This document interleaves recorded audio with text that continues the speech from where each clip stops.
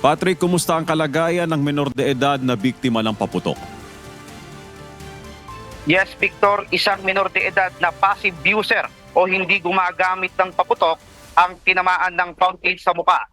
Kabilang ito sa mga pasyente na isinugod dito sa Jose Reyes Memorial Medical Center. Nagtamo ng pagdurugo sa mata ang biktima na agad namang nilapatan ng pangunang lunas ng ospital.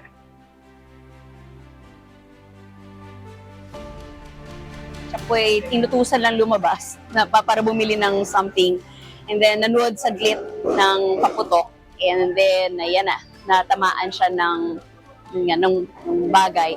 Dinala po dito, nakita namin na nagdudugo po yung anterior part ng mata po niya. Samantalang isang active user naman ng kingkong na paputok, ang pang-18 pasyente na biktima ng paputok, habang isang 40 anyos naman na lalaki ang pang-19 na nagtamo ng malalang injury sa paa matapos na masabugan ng paputok.